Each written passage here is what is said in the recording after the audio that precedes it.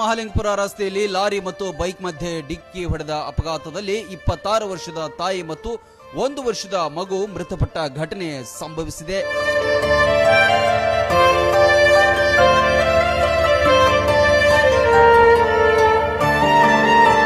ಮೃತರನ್ನ ಮಂಜುಳಾ ದಳವಾಯಿ ಹಾಗೂ ಮಗಳು ವೇದ ದಳವಾಯಿ ಎಂದು ಗುರುತಿಸಲಾಗಿದೆ. ಬೈಕ್ ಸವಾರ ಮಂಜುಳಾ ಅವರ ಸಹೋದರ ಅದೃಷ್ಟವಶಾತ್ ಪ್ರಾಣಾಪಾಯದಿಂದ ಪಾರಾಗಿದ್ದಾರೆ.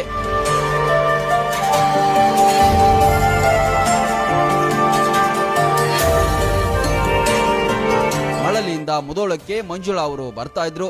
ಮಹಾಲಿಂಗಪುರದಿಂದ ಮುಧೋಳಕ್ಕೆ ಬರ್ತಿದ್ದ ಲಾರಿ ಡಿಕ್ಕಿ ಹೊಡೆದಿದೆ. ರಭಸಕ್ಕೆ ರಸ್ತೆಗೆ ಎಸೆಯಲ್ಪಟ್ಟ ತಾಯಿ ಮಗು ಅಸುನೀಗಿದ್ದಾರೆ.